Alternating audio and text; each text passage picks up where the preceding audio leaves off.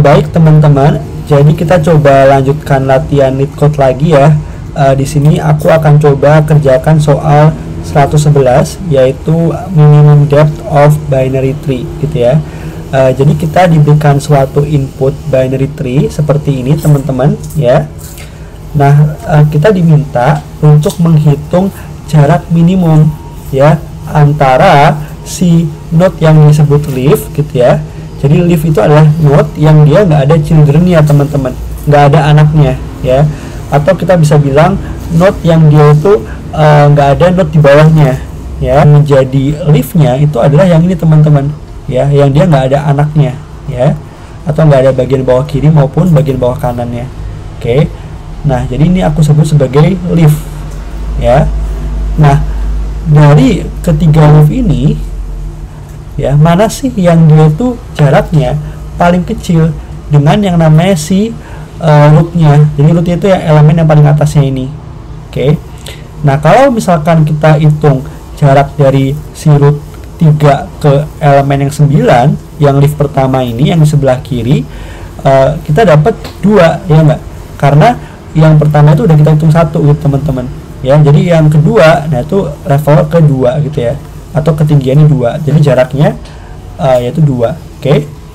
Nah, tapi kalau misalkan nih kita mau hitung dari 3 ya rootnya ke leaf yang kedua ya. Nah, kalau kayak gini berarti jaraknya adalah 1, 2, 3 ya. Begitupun kalau kita hitung yang parent rootnya ini ke 7 ya, maka dia jaraknya juga 3. Dari 2, 3, dan 3, jarak yang paling kecil yang mana?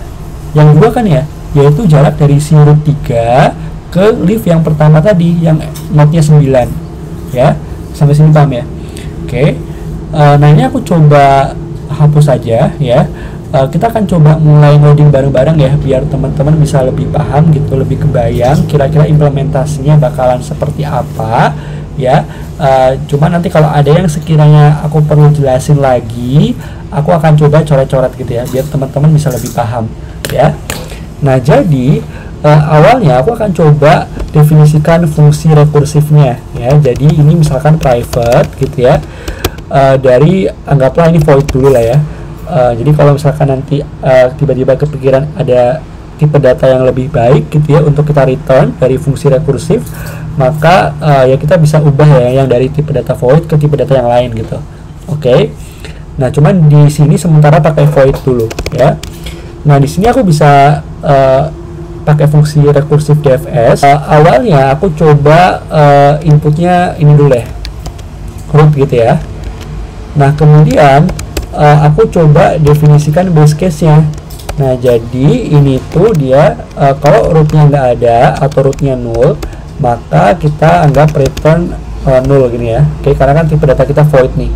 Oke. Nah, kemudian kita coba kalau DFS biasanya kita mengalir gitu ya. Jadi awalnya aku di 3, ini aku coba coret-coret lagi. Jadi awalnya 3 gitu ya.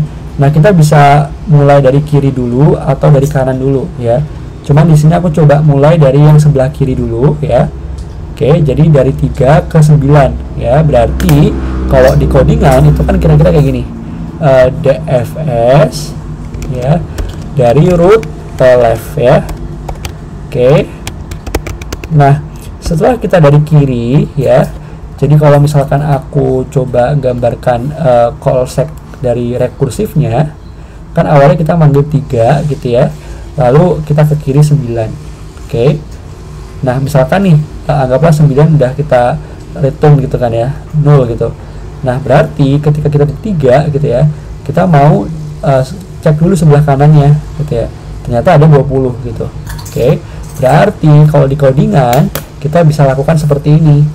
Jadi setelah dari kiri kita ke kanan dulu gitu ya, baru setelah itu kita ke rootnya. Oke. Nah, kemudian ingat ya, jadi yang namanya jadi kan kita mau membandingkan jarak antara yang root yang paling atas ini ya. Ini aku coba coret-coret lagi ya, dengan yang namanya si leaf-nya ini kan ya. Oke. Nah, teman-teman juga perlu ingat bahwa definisi daripada si leaf yang seperti dikatakan di soal, bahwa leaf itu adalah suatu node yang dia nggak punya children atau nggak punya elemen di bawahnya. Oke, berarti kita bisa bilang kayak gini teman-teman. Oke, nah kalau misalkan nih, anggaplah aku bilang left below gitu ya. Jadi tipe datanya masih binary tree gitu ya, atau tree node.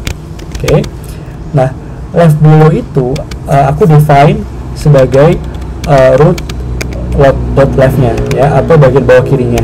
Oke, nah kenapa? Karena gini, karena yang namanya leaf itu aku definisikan sebagai kalau seandainya si node-nya itu bagian bawah kirinya dan bagian bawah kanannya itu nggak ada elemen atau null ya.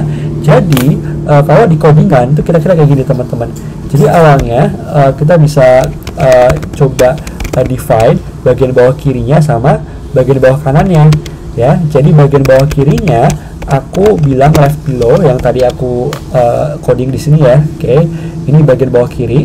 Nah terus di bagian bawah kanan yang di bawahnya itu aku bisa define seperti ini, root right gitu ya. Oke, nah kalau seandainya ya ternyata si left below itu null ya. Oke, dan kalau seandainya right below-nya itu juga null ya. Jadi kalau misalkan bagian bawah kiri dan bagian bawah kanannya itu sama-sama null, berarti kita udah ketemu dong si leaf-nya, ya enggak? Oke. Nah, lalu kita hitung jaraknya ya. Nah, ketika menghitung jarak, di sini aku akan coba define suatu variabel, misalkan integer dari min height gitu ya. Dimana ini awalnya aku define angka yang gede lah, misalkan 100.000 gitu ya. Nah kemudian aku coba cek gitu ya. Jadi ini jangan lupa, ini perlu kita masukin juga ke parameter fungsi rekursifnya ya. Oke, jadi seperti ini ya. Nah kemudian jangan lupa kita tambahin min height-nya juga ya di sini ya. Oke, min height gitu ya. Lalu di fungsi rekursif kedua min height juga ya. Nah kemudian kita coba cek. Nah cara ceknya adalah gini, ketika kita sedang dalam proses rekursif, kita juga bisa hitung ketinggiannya ya. Jadi awalnya kalau di codingan itu aku bilang ini dia ketinggiannya 0 ya. Kenapa? Teman-teman sebenarnya juga bisa langsung define ketinggiannya 1 ya. Cuma di sini aku 0 dulu gitu ya. Nanti di akhir aku tinggal tambahin 1 gitu ya. Karena kan inget ya, di soal itu yang dia maksud sebagai elemen yang paling atas itu dia udah memiliki ketinggian 1 gitu ya, nilainya 1 bukan 0. Tapi di codingan aku coba define 0 dulu, nanti di returnnya aku tambahin 1 gitu ya. Nah berarti ini bisa seperti ini. Kita coba define ketinggiannya, misalkan integer dari depth sama dengan 0 gitu ya. Lalu kita dfs kayak gini, awalnya root gitu ya, kemudian ini depth, kemudian ini min height gitu ya.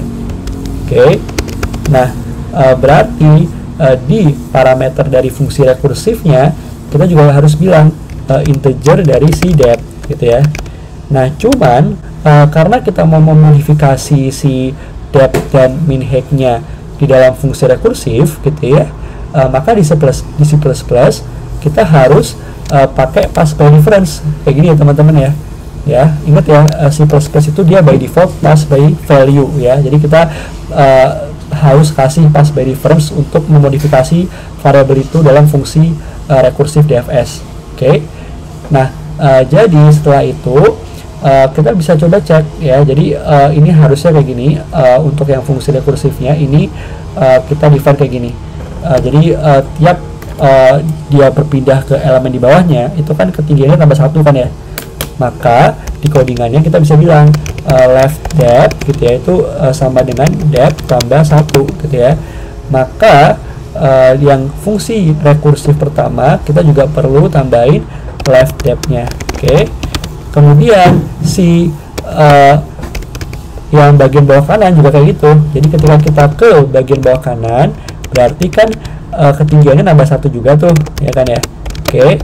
Nah itu kita bisa masukin ke fungsi rekursif DFS nya ya. Nah setelah itu Ini aku coba hapus dulu ya, yang coret-coretan yang di sebelah codingan biar nggak begitu mengganggu ya.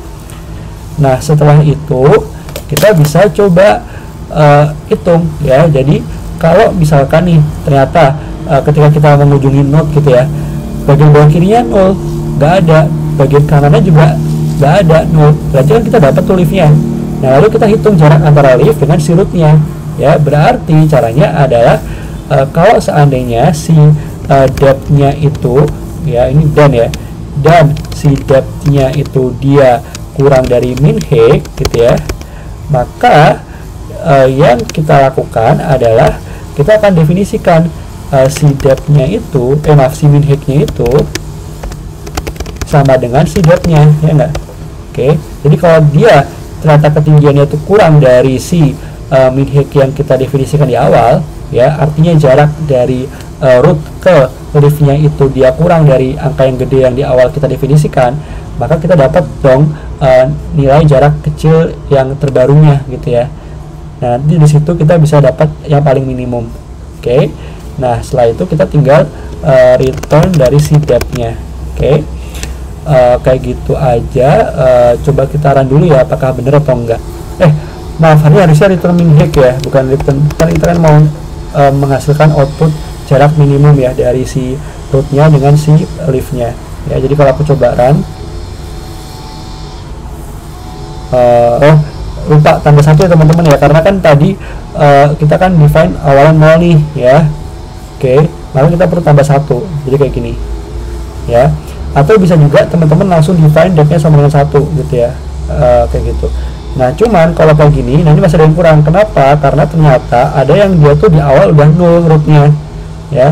Jadi kalau root-nya di awal udah kosong, maka kita harus kayak bilang kalau misalkan dia nggak ada di awal, udah empty gitu ya si root-nya, maka kita tinggal langsung return si 0. Karena kalau root yang atau binary tree yang kosong ya jaraknya 0 juga kan ya. Oke, jadi kalau aku coba run, nah ini kan kalau teman-teman perhatikan dia cuma bits 14,45%. Apa sih yang membuat codingan yang kita buat ini dia nggak optimize ya? Ada beberapa hal dan sebenarnya itu bisa sangat berpengaruh ya. Dan ternyata alasannya cukup simple, sangat sederhana. Bahkan aku bisa bilang kayak gitu. Kenapa? Karena gini teman-teman, di codingan kita yang ini, yang aku buat rekursif ini, itu kan kita awalnya kan anggaplah kita ke contoh pertama dulu ya. Awalnya kan kita ke kiri ya. Ini aku coba coret-coret. Nah kita dapat nih ternyata di sini min height-nya itu sama dengan 1. Oke, jadi jarak minimum dari si yang 9 dengan yang root-nya 3 itu 1. Oke, sejauh ini baru 1. Nah terus kita ke kanan. Nah tapi ternyata di kanan itu yang leaf-nya itu dia ketinggiannya lebih dari yang minimum sebelumnya, ya enggak? Padahal kita tuh pengen nyari jarak yang paling minimum. Karena ketinggian yang di kanan ini dia udah lebih besar dari yang minimum yang kita dapatkan sebelumnya, logikanya ngapain kita ke sana, ya enggak? Karena kita ingat ya, kita pengen nyari yang paling minimum. Oke, berarti di codingan itu sebenarnya bisa kayak gini aja teman-teman.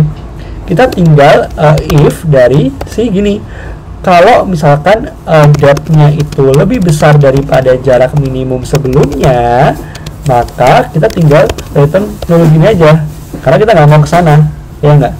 Oke, sama satu lagi teman-teman, ini kan kita akhirnya kan return min height kan ya, bukan depth. Oke, maka seharusnya ini sebenarnya kita nggak perlu pakai pass by reference di sini ya, karena kalau kita tambahin yang tadi ya, yang kayak gini, yang dan ini atau pass by reference di C++ itu dia nambahin overhead lah atau memori juga.